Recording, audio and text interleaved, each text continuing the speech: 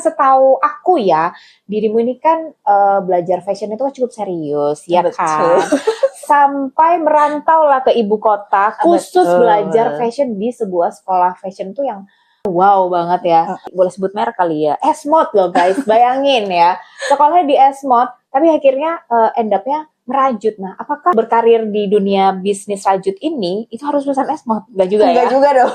Basically aku tuh suka sesuatu yang berbau crafting, kerajinan tangan tuh suka gitu. Nah, dulu pernah belajar kristik, streaming kayak gitu, pernah belajar juga. Kemudian kalau misalnya embroidery itu pernah nyobain tapi nggak feeling gitu. Kenapa akhirnya memutuskan mulai kampung nang Surabaya? Mungkin aku terlalu cinta sama kota gitu ini. ya.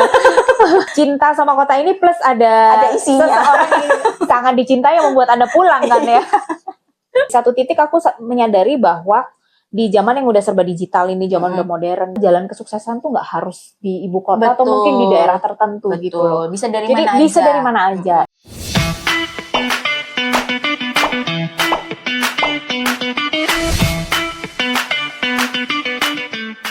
Oke teman-teman, balik lagi di Cika Talk Channel. Kali ini masih juga bersama dengan sahabat saya yang kreatif abis ini, Kak Julan. Nah, kita mau ngobrolin nih perjalanan ya, Kak Julan, sampai akhirnya menemukan, melabuhkan dirinya ke dunia bisnis rajut. Nah, ini kayak gimana? Kan setahu aku ya, dirimu ini kan belajar fashion itu kan cukup serius, ya kan?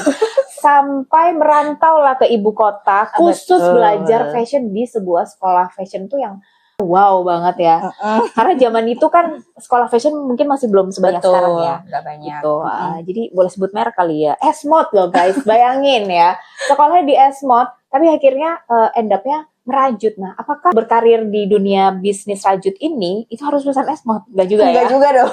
Iya, jadi tuh ceritanya gimana sih? Maksudnya kayak kan awalnya kuliah di Esmod, teman-teman yang kuliah di Esmod tuh kebanyakan tuh kepengen jadi seorang fashion designer. Nah, itu gimana tuh perjalanan awal mulanya? Seperti tadi ya, udah saya ceritain sedikit. Awal mula ketertarikan rajut itu sebenarnya dari kelas mata kuliah ya, mata kuliah tekstil ya Mbak ya. Di situ kan harus belajar gitu. Nah, sebenarnya saya tuh udah nggak asing dengan rajutan udah dari lama gitu. Jadi mama saya dulu pernah merajut, kemudian ada mbak yang di rumah itu yang jagain saya itu juga pintar ngerajut. Nah, dari situ tuh sebenarnya udah terpapar lah dengan rajutan seperti itu. Nah, ketika di Esmod ada mata kuliah di tekstil dan disuruh merajut, itu saya dalam hati tuh seneng sebenarnya karena akhirnya saya punya kesempatan untuk belajar gitu. Jadi sebenarnya dengan dunia merajut itu udah nggak asing ya? Udah nggak asing, tapi saya nggak pernah belajar gitu. Jadi cuman lihat aja how to-nya, benangnya. Yang dulu tuh cuman pakai benang siet sama hakpennya itu yang silver tuh loh Mbak, yang dari besi banget itu kayak gitu. Tapi nggak pernah belajar. Nah, ketika di kuliah gitu kan diajarin sama ibu dosennya langsung gitu, saya tuh seneng sebenarnya karena benar-benar kayak merasa oh ini proper nih ngajarinnya tuh benar-benar one on one gitu sama bu dosen kayak gitu.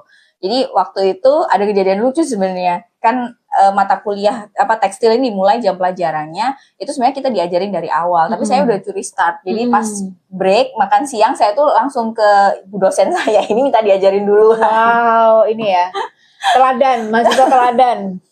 Gitu, jadi akhirnya pas kelas itu semuanya pada belum bisa, saya udah lumayan jago. Mahasiswa teladan nih teman-teman. Kalau aku dulu mahasiswa telatan, emang suka datang telat. Ini teladan beda nih. Gitu, akhirnya dari situ sama bu dosen ini mungkin tahu ya ketertarikan saya kok besar banget gitu loh. Dipinjemin lah sama dia buku rajut bahasa Jepang Mbak, nggak ada translate-nya, semuanya pakai bahasa Jepang. Terus pas saya tanya ke bu dosennya, Bu ini gimana Bu? Ya udah kamu ngitung aja itu pakai gambarnya kan ada diagramnya. Nanti ngitung aja, nanti kamu kira-kira sendiri pokoknya gayanya seperti ini gitu. Oke lah dicoba sama saya. Jadi ini boleh saya pinjam nggak Bu? Boleh, kalau perlu fotokopi aja nggak apa-apa buat latihan gitu. Ya udah dibawa pulang fotokopi, udah belajar tuh Mbak. Waktu itu nggak ada Google masih ada tapi kan nggak mungkin yang nggak secanggih sekarang kan. Betul. Apalagi YouTube gitu udah nggak mungkin gitu. Jadi mau nggak mau ya saya benar-benar belajar itu step by stepnya dari gambar di di buku itu. Kalau buku Jepang itu biasanya di bagian belakangnya itu ada step-step how to-nya. Ya udah ngikutin caranya kayak gitu, entah bener entah salah ya yang penting jalan dulu kayak gitu. Nah setelah itu ACC ke bu dosen ya dibawa gitu, bener nggak Bu gini? Oh ya bener, ya udah kamu bisa udah yang basicnya gitu, belajar sendiri aja gitu Mbak. Jadi benar-benar dilepas segitunya. Akhirnya waktu itu ke Majestic, ke toko, ada satu toko lah, ini mungkin buat teman-teman yang anak fashion yang mungkin sekarang masih di Jakarta ya, di Majestic, entah masih ada apa enggak, nah namanya Toko Maju zaman dulu. Itu tuh jualan benang siat paling banyak. Nah saya ke situ tuh selain untuk beli alat-alat kuliah ya, untuk supplies kuliah, saya tuh selalu nyempilin beli benang siat gitu, sama hakpennya. Buat apa nggak tahu, pokoknya beli aja gitu. Nanti kalau pas udah agak renggang atau senggang gitu, saya bikin. Tapi juga proyeknya masih gak karuan banget, Mbak, gitu. Masih salah-salah, masih berantakan lah kayak gitu. Jadi itu awal mulanya ya sebenarnya kenapa suka ngerajut itu karena pas waktu kuliah tuh sebenarnya udah diajarkan tapi cuma basicnya aja. Basicnya aja, karena kan kita sebagai desainer tuh harus bisa membuat baju selain menggunakan kain atau fabric, which is itu adalah kreatif fabric kayak gitu. Masuknya seperti itu sih.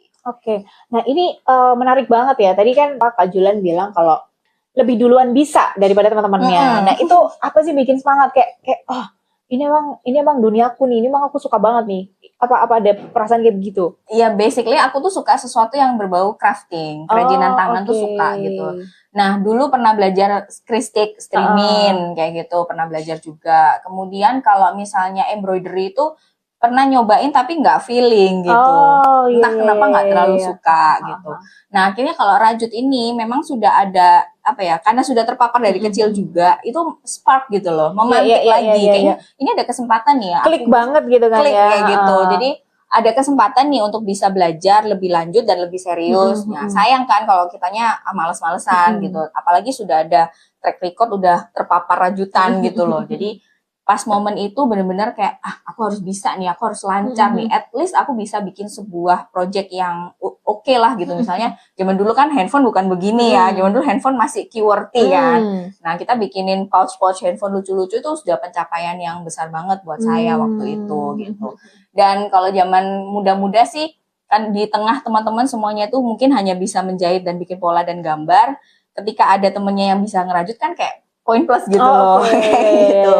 Nah itu juga sih, jadi pengen nyoba-nyoba aja sih, pengen sesuatu yang baru kayak gitu. Iya sih, kadang-kadang emang pas kita kuliah itu kita udah mulai menemukan ketertarikan di bidang-bidang minor yang memang kita tuh ngerasa klik gitu kan ya, ngerasa kayak wah ini chemistry dapat banget nih, sementara mungkin di mata kuliah yang lain kayaknya enggak deh gitu ya. Itu juga kejadian waktu aku kuliah dulu, ketika ada beberapa mata kuliah di ilmu komunikasi ya, ada media massa, terus kemudian advertising sama PR. Nah, aku yang ngerasa enggak banget itu adalah PR, karena kayak aku kayaknya nggak seramah itu, itu gitu kan ya. Tapi aku ngerasa klik banget di media massa, karena aku senang maksudnya kayak berita, kayak nulis ya gitu kan, terus ngobrol sama orang kayak gitu, terus kayak pokoknya tentang produksi berita gitu aku suka banget gitu. Kalau advertising tuh 50-50 ya, bisa nggak bisa iya gitu. Tapi kalau udah yang kayak PR tuh kayak bukan aku banget, paling kan aku orangnya sama kan gitu, paling aku orangnya beradak produk kayak nggak PR banget ya. Jadi rajut ini itu sudah membuatmu tertarik sejak kuliah ya, maksudnya perkenalan awal. Nah terus akhirnya benar-benar kayak serius untuk memutuskan aku kayaknya serius di dunia bisnis rajut ini, itu gimana tuh prosesnya? Wah itu sebenarnya proses panjang, pergolakannya berdarah-darah, berliku-liku ya. Soalnya kan dulu waktu pas kita ngobrol-ngobrol itu kan aku juga baru tahu kan kalau ternyata Kak Julan ini juga sempat bekerja di salah satu desainer yang ada di Jakarta. Padahal kan impiannya anak-anak Esmo tuh biasanya kan gitu kan. Awal-awal jadi asisten desainer di mana gitu kan. Nanti jadi desainernya. Iya, nanti jadi desainer kayak gitu. Terus udah gitu pernah jadi fashion stylist di beberapa project-project film yang cukup cukup terkenal gitu kan. Itu kan sebenarnya perjalanannya cukup berliku juga ya, sampai akhirnya memutuskan aku udah dirajut aja nih. Gitu. Itu gimana tuh? Jadi sebenarnya to be honest ya, kalau saya tuh lulus dari Esmo sebenarnya nggak kepengen jadi desainer yang gimana banget sih Mbak. Bukan yang desainer yang ala-ala yang benar-benar punya fashion house atau apa. Tapi saya tuh sukanya ready to wear. Jadi kepinginnya tuh lebih ke garment, lebih ke mass produce kayak gitu. Nah waktu itu tapi nggak ada jalannya ke situ. Entah kenapa jalannya tuh kayak ketutup gitu ke situ. Saya dapat jalannya justru jadi asisten desainer waktu itu, belajar untuk bikin slow fashion. Nah, akhirnya dari situ itu juga memantik apa namanya, ketertarikan tentang slow fashion. Jadi baju yang dibikin secara perlahan dengan handmade segala macam, dengan keribetannya itu dia bisa membuahkan hasil yang benar-benar bagus banget. Kayak gitu.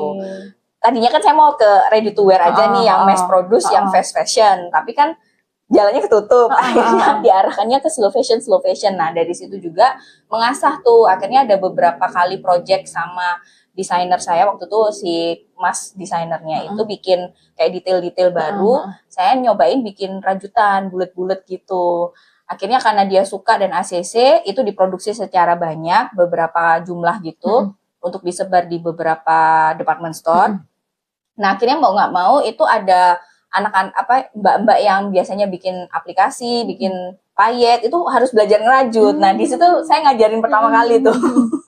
Jadi bikin bulat gitu, mereka saya ajarin ngerajut yang basic-basic untuk bikin detail itu. Oh, jadi untuk aksen di bajunya gitu ya? Aksen di bajunya. Itu sebuah pencapaian yang menurut saya, ini menarik banget nih, saya bikin rajutan, detailnya ini ternyata diterima, kayak gitu. Nah, semakinlah memantik, akhirnya sampai pulang ke Surabaya waktu itu. Pulang ke Surabaya kan saya jadi dosen ya, udah jadi dosen, ngajar, iseng nih, ya udahlah rajutan saya ini saya bikinin brand deh, Autumn Flower 2011. Yang artinya itu. Autumn Flower? Autumn Flower itu adalah arti harafiah namaku, sebenarnya nama saya. Nama saya kalau diartikan itu ya bunga di musim gugur begitu, biar keren jadiin Autumn Flower seperti itu. Nah, tapi ketika pulang masih ngajar kan, masih sibuk ya, jadi belum terlalu berfokus, ngerjain rajutannya juga apa ada orderan aja gitu. Jadi semua tak kerjain. Jadi misalnya dari tas lah, kemudian baju bayi, sepatu bayi, semuanya, home decor semuanya. Nah, terus perjalanan beberapa tahun gitu ya, akhirnya waktu itu juga ada sebenarnya brand fashionku, itu namanya Amplify. Itu adalah menswear sebenarnya Mbak. Jadi berfokusnya itu bikin kemeja-kemeja laki gitu. Masih jalan nggak Mas sekarang? Nah, ini ceritanya di sini. Sempat bimbang karena waktu itu dua-duanya ini membutuhkan atensiku yang lumayan banyak. Satu sisi Autumn Flower ini sebenarnya kalau mau dilihat secara realnya itu lebih banyak cuannya daripada Amplify. Tapi Amplify ini adalah project yang aku suka banget karena ini merupakan lanjutan project kuliahku. Idealisme ya. Idealisme. Aku pengen banget punya brand menswear lah gitu. Itu galau banget, sempat bimbang kalau tak jalanin dua-duanya itu kayaknya nggak maksimal dua-duanya kayak gitu. Ya udah, akhirnya setelah pergolakan panjang itu sempat ngobrol juga sama suami kan, sempat di deadline sama dia, suruh milih intinya. Kamu pilih deh di antara dua pilihan itu yang mana gitu. Kalau mau pilih si Amplify, si brand menswear ini, ya udah kamu lepas Autumn Flower. Tapi kalau kamu pilih Autumn Flower, ya udah mau nggak mau harus lepas si Amplify ini. Itu benar-benar berat banget sih Mbak.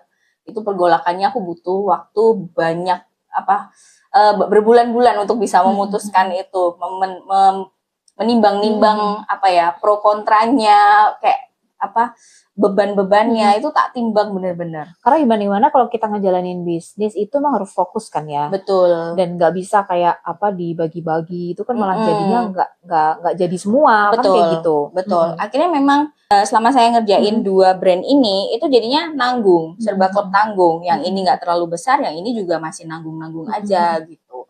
Akhirnya setelah berdiskusi panjang, terus mikir nimbang-nimbang segala macam, bertapa ya, macam ngelihat cuan gitu ya. Ya udahlah, akhirnya Amplify yang dilepas. Itu benar-benar berat hati banget. Kayak sedih gitu loh, kayak harus mematikan sesuatu yang aku suka banget dari zaman kuliah gitu.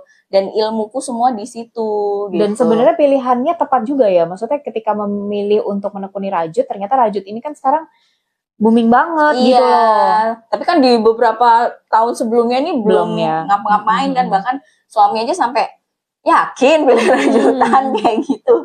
Jadi sempat skeptis juga gitu loh, tapi ya udahlah wes cobain dijalanin aja kayak gitu ya. Alhamdulillahnya sih sampai sekarang bisa terus berkembang kayak gitu. Nah, kan biasanya kalau orang itu kepengen merintis fashion atau mungkin kepengen serius di dunia fashion tuh kan tempatnya di ibu kota. Nah, Kak Julan sendiri kan udah pernah berkarya dan berkarir di ibu kota. Nah, terus akhirnya memutuskan pulang. Nah, itu kenapa tuh? Kenapa nggak stay di sana aja terus bisa networking sama desainer A, desainer B, desainer seterusnya? atau misalnya ikut event-event fashion yang ya kalau misalnya udah ngomongin event fashion di Jakarta kan kelasnya mungkin dia juga bisa merambah yang kelas internasional juga kayak gitu. Nah itu kenapa akhirnya memutuskan mulai kampung nang Surabaya? Mungkin aku terlalu cinta sama kota gitu ini. Ya. Cinta sama kota ini plus ada isinya. Seseorang yang sangat dicintai yang membuat Anda pulang kan ya. Ya sebenarnya kalau mau pulang itu sebenarnya banyak faktor sih Mbak. Jadi waktu itu juga saya udah mulai merasa sepi di Jakarta itu karena kan teman-teman udah pada kerja. Kan beda ya hidup zaman kuliah sama zaman kerja itu kan beda banget gitu. Saya merasa jauh aja dari rumah kayak gitu. Terus kayak semua keluarga, saya nggak punya keluarga Mbak sebenarnya di Jakarta itu. Seorang diri saya itu di ibu kota gitu kan.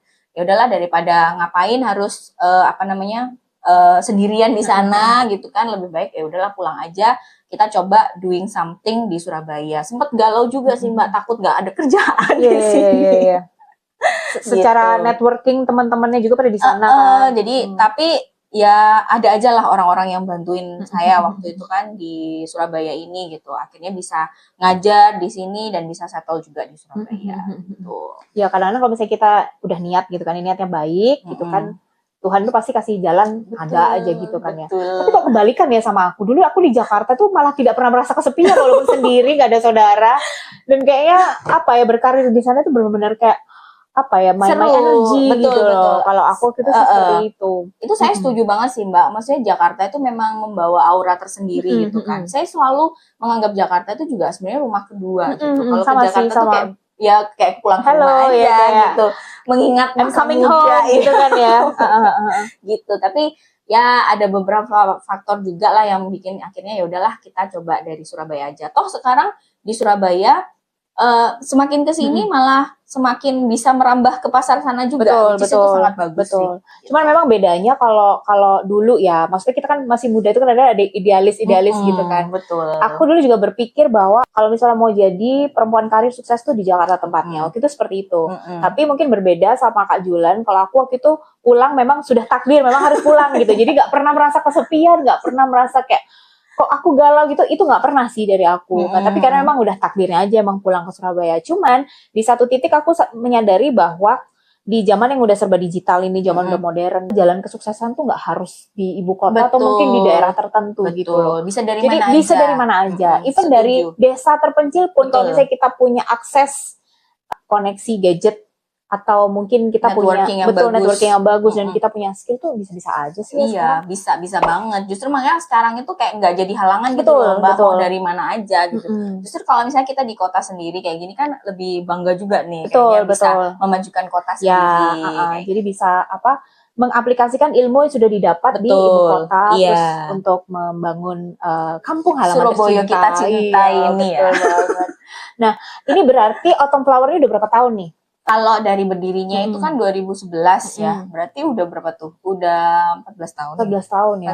Iya 14 tahun, ya 14 tahunan gitu. Udah remaja ya, teenager. Tapi memang Autumn Flower awal-awal itu ya jujurly belum saya istilahnya belum tak openi baik-baik gitu loh. Masih disambi, masih belum fokus, terus brandingnya juga masih belum bagus kayak gitu. Nah, sekarang itu sudah mulai tertata semua, sudah mulai rapi. Ya harapannya kita akan nanti ke depan semakin berkembang lagi. Kontennya juga rajin banget nih Kak Julan konten nih. Wah, tiap kali buka Instagram itu kayak ada aja konten dari dia gitu. Tapi keren sih, maksudnya kayak produktif kan. Itu artinya produktif. Kalau misalnya kita berbisnis tuh kan di zaman sekarang tuh kan nggak bisa diem-diem aja untuk terutama sosial media itu harus hidup terus gitu. Harus aktif, engage terus ke orang-orang. YouTube-nya nih juga aktif juga nih teman-teman nih. Ini panutan lah pokoknya nih Kak Julan ini. Selama 14 tahun menjalani Autumn Flower kan pasti banyak lah ya suka dukanya kayak gitu. Nah kita nggak mau ngomongin dukanya lah ya, kadang-kadang duka ya udahlah biaran jadi cerita yang masa lalu gitu. Tapi kalau sukanya nih, maksudnya pencapaian selama 14 tahun ini, pencapaian yang terbaik, pencapaian yang sangat dibanggakan tuh apa tuh? Kalau boleh share. Ada banyak sih Mbak sebenarnya. Saya selalu grateful lah dengan apapun yang saya dapat itu grateful. Tapi ada yang highlight banget itu ketika ada dua sih. Yang pertama itu Ibu Arumi itu waktu itu personally memilih boneka saya untuk dibawa ke Korea. Itu udah aduh kayak bener-bener di antara sekian banyak produk, Ibu Arumi yang personally memilih itu bener-bener pencapaian banget.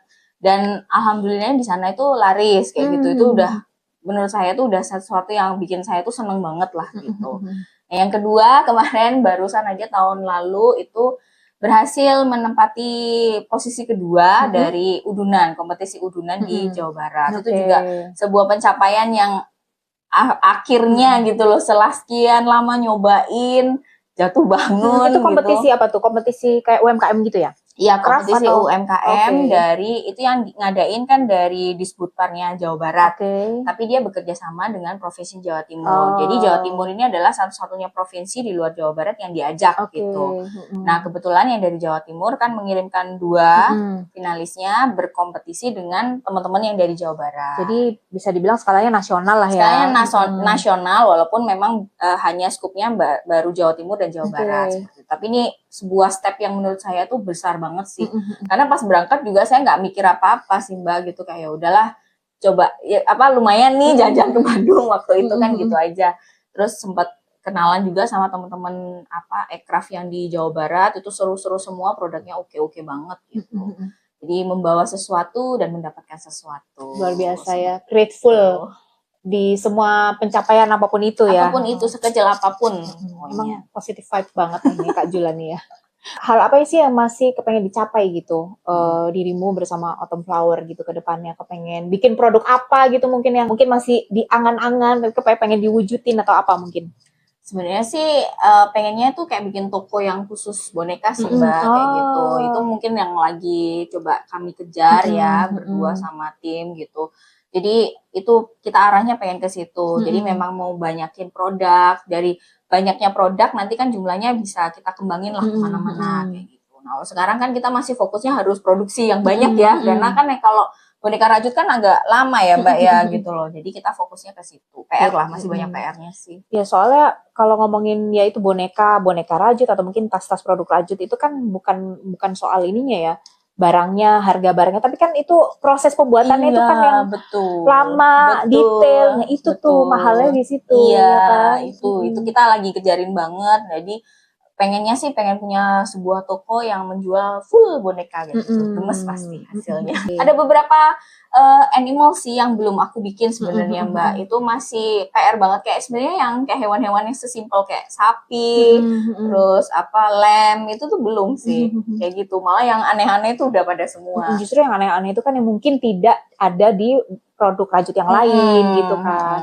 Kayak gitu. Jadi yang hewan-hewan sederhana itu malah belum saya bikin karena gitu. Iya. Nanti soon akan coba dibikin ya. Soon pasti akan kami develop lagi beberapa hewan-hewan ya, terutamanya yang mungkin yang anak-anak mungkin sering lihat, yang gampang dilihat, ya itu mungkin juga harus dibikin sih. Gitu. Oke. Jadi kalau ini yang dipajang ini produk-produknya ini cuman contoh aja ya, display ya. Contoh. Jadi bukan ready stock yang bisa langsung diambil gitu enggak ya? Contoh. Jadi kita masih beberapa barang kita itu kan ada yang disebar juga di beberapa titik poin konsinyasi. Nah, itu di mana aja tuh? Itu ada di Dexpace sama yang terbaru ada di Grey Art Gallery di Bandung. Di Bandung. Yang baru-baru aja itu ya.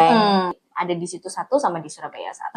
Nanti Baik. kedepannya pengen juga ada pick point yang lainnya Mbak gitu. Semakin banyak lah pokoknya bisa diakses di mana aja. Dan juga pusatnya di sini ya. Pusatnya di sini. Khusus untuk boneka-boneka yang udah ready stock itu tadi ya. Betul gitu. Nah, terus kalau misalnya kita ngomongin soal aircraft dan juga UMKM ya. Di masa sekarang ini kalau bisa dibilang ya masa yang agak-agak sulit lah ya. Nah, konon di masa sekarang ini sesama UMKM itu harus solid. Harus bisa bersinergi bareng supaya bisa maju bareng-bareng gitu. Kalau dulu mungkin kan kayak berkompetisi gitu, tapi kayaknya sekarang udah nggak mesti berkompetisi ya, karena kan situasinya lagi begini ya. Maksudnya kadang-kadang pun juga ada yang ngomong sebenarnya kompetitor utamanya itu bukan sesama UMKM, tapi dari pemerintah. Konon ada yang begitu gitu loh. Sehingga makanya kenapa kita sesama UMKM itu harus solid, harus sama-sama bersinergi, harus sama-sama kerja bareng, sama-sama maju bareng, nah kayak gitu. Nah kalau dari Kak Julan sendiri nih, bareng Autumn Flower kan termasuk aircraft dan juga UMKM yang sedang berkembang. Nah itu ada keinginan atau harapan nggak sih dari pemerintah atau mungkin juga sama UMKM untuk kita ini bisa maju bareng dan supaya keadaan UMKM di Indonesia tuh bisa lebih diperhatikan seperti itu. Apa tuh? Ya kalau dari pemerintah sih mungkin sebenarnya banyak banget ya cara ya. Bisa jadi misalnya bikin kayak festival atau bimtek yang semakin dibanyakin tapi memang terkhusus banget gitu loh. Nah misalnya ada juga yang bantuan modal mungkin dipermudah kayak gitu-gitu. Nah itu tuh juga salah satu PR pemerintah mungkin yang bisa diaplikasikan gitu ke teman-teman Ekraf. Karena biasanya kan Ekraf ini permasalahannya bantuan modal atau enggak kurangnya bahan produksi atau kurangnya distribusi seperti itu. Nah itu yang biasanya mengganggu teman-teman Ekraf. Kalau saya sendiri sih yang saya rasakan di sini tuh mungkin pemerintah harus hadir itu sesimpel misalnya bikin event-event yang menarik gitu loh Mbak. Kayak misalnya ngumpulin kita semua dengan harga tenan tuh misalnya bahkan sampai free kayak gitu. Di spot-spot tertentu yang itu biasanya kita harus ada fee-nya tapi kalau untuk teman-teman UMKM bisa di-free-kan kayak gitu. Berjualan di spot-spot tertentu itu mungkin bisa jadi salah satu step kecil lah bagi pemerintah kayak gitu. Dan untuk sesama UMKM sendiri memang jangan berkompetisi, kita kolaborasi aja begitu. Jadi misalnya menggandeng, kita bikin produk baru, diramaikan. Ini pasti akan lebih menaikkan iklim UMKM atau Ekraf ini semakin lebih baik gitu. Ya. Kayak gitu. Jadi saling supportnya seperti itu. Jadi nggak perlu berkompetisi lah. Saling bersinergi ya. Betul. Nah tapi aku setuju juga sih dengan yang tadi disampaikan sama Kak Julan tentang bagaimana peran pemerintah itu jadi poin yang sangat penting untuk kita bisa maju ya UMKM. Kalau misalnya dari aku sendiri ya, maksudnya mewakili Damiasus nih, Damiasus kan juga salah satu UMKM yang saat ini juga sedang berkembang ya. Itu kepengennya sih, semoga ini pemerintah dengar ya, kepengennya tuh pemerintah tuh bisa mendampingi itu sustainable gitu loh, bisa mendampingi itu secara terus menerus berkesinambungan. Jadi bukannya kayak cuman oke, pelatihan selesai udah selesai gitu kan? Betul. Selama ini kan begitu ya. Iya. Pelatihan digital marketing udah selesai. Tidak ada kelanjutannya. Iya, ada kelanjutannya. Kepengennya itu pemerintah itu bersama tim-timnya. Apalagi kan sekarang udah ada Kementerian Khusus UMKM. Nah, harusnya bisa lebih bisa mewadahi kami nih gitu. Jadi ketika misalnya ada pelatihan itu kalau bisa didampingi itu sampai kita bisa mencapai targetnya ini apa kayak gitu kan ya. Betul. Seperti itu sih. Jadi ya moga-moga pemerintah bisa dengar ya kalau kesah kami ini ya. Ya, dan aku rasa sih kalau sekarang Ekraf itu udah lumayan ini ya berkembangnya lumayan bagus sih Mbak gitu. Sekarang udah lebih banyak lagi, udah lebih spreading the words itu lebih banyak lagi. Orang-orang juga sudah mulai melirik produk-produk Ekraf ya kan, karena kualitasnya juga semakin bagus gitu. Jadi ya ke depan supaya bisa oke banget lah pokoknya Ekraf di Indonesia ini. Iya. Jadi ya pemerintah ya, moga-moga bisa mendengarkan keluh kesah kami ini, para pejuang ekonomi.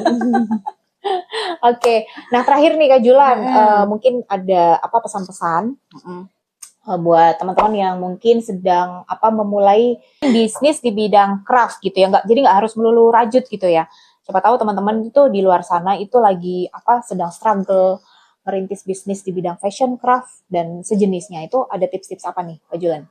Tips-tipsnya kalau mau merintis bisnis di bidang apapun ya, terutamanya mungkin fashion dan craft, itu yang pertama teman-teman harus membuat branding yang kuat dan unik. Dan usahakan branding teman-teman itu jujur, jadi sesuai dengan apa yang teman-teman tunjukkan. Jangan sampai membuat pencitraan yang berlebihan, tidak sesuai dengan brandnya atau target marketnya, itu salah banget teman-teman. Harus genuine ya, harus genuine, betul. Dan utamakan memang membuat produk-produk yang bagus, jadi teman-teman harus research dan R&D-nya itu oke gitu. Jadi harus riset, harus benar-benar trial error, harus benar-benar nyoba dan jangan takut untuk gagal. Biasanya awal-awal itu pasti nanti akan entah gagal misalnya harga kemahalan atau harga kemurahan, itu biasa. Tapi yang penting teman-teman harus mau selalu coba, nanti akan ketemu pasti target market yang pas dan harga yang pas. Oke, itu luar biasa. Nah itu bicara soal gagal menarik nih. Kalau misalnya pas tiba-tiba ada target yang nggak sesuai, misalnya target ada yang melenceng gitu kan, itu kayak kalau aku kadang-kadang kayak merasa gagal, terus mutung. Nah itu dirimu ya, itu gimana tuh? Maksudnya udah secara 14 tahun dong ya ngejalanin. Itu biasanya kalau misalnya mengatasi perasaan-perasaan kayak gitu tuh gimana tuh? Ya biasanya sedih sih pasti ya Mbak ya, kayak merasa kecewa banget. Tapi biasanya kalau saya tuh kalau memang lagi nggak mood ya udah break dulu aja. mungkin ambil break lah misalnya berapa minggu gitu ya, nggak ngerjain, terus habis itu coba riset-riset yang lain lagi. Biasanya cari, kalau saya ya biasanya tuh lihat di Pinterest gitu, atau baca apa yang kira-kira lagi tren nih, mungkin itu bisa jadi ide gitu loh. Tapi nggak serta-merta langsung diambil mentah-mentah ya, tetap kita harus riset, tetap harus develop juga idenya, supaya jadi sesuatu yang benar-benar masuk banget sama brandnya. Itu dia. Betul. Pernah bosan gak sih sama dunia rajut-merajut ini? Iya, kadang kala sih Mbak, tapi jarang sih bosan. Ya, wow, hebat banget. Karena biasanya kalau saya gini, kan saya tuh crochet sama knitting nih Mbak. Kalau misalnya bosan crochet ya udah saya knitting. Oh, tapi kan masih satu inilah yang jurusan gitu. itulah ya. Kadang-kadang kalau misalnya bosan gitu ya, udah bosan nggak mau ngapa-ngapain. Tapi ntar nengok benang kok bagus ya, bisa dibikin ini langsung balik lagi. Iya, kreativitasnya receh banget ya. Maksudnya Receh dipancing banget, dikit udah bisa langsung keluar lagi kembali gitu. Oke. Kalau bosan ya bikin sketch dulu, bikin fashion ala-ala fashion dulu. Tapi nanti ujung-ujungnya pasti balik lagi. Kayak seru nih dibikin ini versi rajutannya. Biasanya ujung-ujungnya gitu. Kan kadang-kadang ada ngalamin namanya writer's block gitu ya. Itu kayak aduh nggak bisa nulis nih, idenya mampet kayak gitu. Atau kalau di bidang kreatif itu kan creative block gitu kan. Iya. Nah, itu ini aku mesti belajar juga nih dari dirimu nih. Maksudnya ketika ngerasa creative block itu tadi gitu ya, creative block itu datang, itu pancingannya gimana tuh? Kalau aku sih biasanya baca buku Mbak, atau enggak lihat-lihat sesuatu yang menarik kayak di Pinterest itu kan estetik gitu ya, cantik gitu. Nah itu bisa memantik tuh kadang kayak lebih seru lagi kalau bikin ini deh. Atau sesimpel lihat ini deh, kalau saya ya karena background fashion design, saya suka lihat runway-nya, misalnya keluaran terbaru fashion siapa gitu, ngeliat tuh Fashion runway. TV. Fashion TV bisa di YouTube juga ada kan di beberapa channel, misalnya kayak Dior atau Chanel, itu biasanya mereka sudah punya YouTube sendiri. Nah itu runway fashion show-nya tuh ditampilin di situ. Jadi sekarang baca bukunya itu baca buku tentang rajut atau tentang apa tuh? Oh, bebas ya. Kalau lagi bosan ngerajut bisa aja baca buku novel juga nggak apa-apa, atau biografi mungkin. Atau nonton Netflix ya. Nonton Netflix bisa sempat juga. nge-share apa aja tontonannya gitu. Netflix juga bisa. Pokoknya sesuatu yang bikin kita relax aja, terdivert kayak gitu. Nanti dari situ tuh biasanya muncul tuh ide-ide, kayaknya seru deh bikin ini. Atau habis nonton film, kayaknya lucu deh tas yang dipakai sama si toko ini, kayak pengen bikin deh kayak gitu. Termasuk ngabisin waktu dengan ini ya, geng mamah-mamah. Betul, kece itu ya. Olahraga juga salah satu yang penting sih Mbak. Gitu. Dan juga menemukan ini teman-teman yang sefrekuensi itu penting juga ya. Jadi ketika kita udah judek ya kan, terus ngerasa kayak nggak ada ide, itu pergilah atau ngobrol lah bersama teman-teman yang sefrekuensi itu. Betul. Jadi harus sepenting itu ya? Penting banget. Jadi harus punya teman-teman, banyak teman lah gitu. Nah terutamanya yang teman-teman satu frekuensi itu. Gitu. Diajak ngerajut juga nggak itu teman-temannya? Ada beberapa yang akhirnya nyangkut ngerajut, tapi ada beberapa yang lainnya cuma tim hore aja. Iya. Luar biasa banget ya, ini Kakak Julen ini punya satu komunitas badminton ya. Tapi itu sebenarnya hobi. Awalnya tuh hobi, cuman jadi rutinitas. Iya, awalnya dari hobi yang kita tuh kan mama-mama menunggu anak pulang ya, daripada kita bengong nggak ngapa-ngapain, ya udahlah kita kumpul-kumpul aja, kita bermain badminton, sehat bersama lah. Gitu. Merambah ke rajut-rajutan, merambah juga ke karaoke bersama ya. Bersama, jalan-jalan bersama. Jadi itu tadi ya teman-teman, kalau misalnya kita lagi mampet ide, salah satu tipsnya dari Kakak Julen selain tadi baca buku, nonton film, ya kan, terus jalan-jalan itu juga ini hangout bersama teman-teman yang satu frekuensi itu tadi. Itu sangat membantu ya, memulihkan mood banget. Thank you banget ya Kak Julen atas waktunya. Sukses selalu untuk Autumn Flower. Semoga kedepannya semakin maju, terima kasih. Semakin keren dan makin workshopnya makin gede, dan juga tadi toko boneka rajutannya bisa terrealisasikan. Terima kasih banyak Mbak Cika. Oke deh, kalau gitu teman-teman, thanks for watching ya, dan jangan lupa aku ingetin sekali lagi untuk bisa subscribe dan juga like video podcast di Cika Talks Channel. Nanti aku akan ngobrol lagi dengan beberapa narasumber yang juga nggak kalah kreatif dan juga nggak kalah keren lainnya. Thanks for watching and see you again next time. Bye-bye.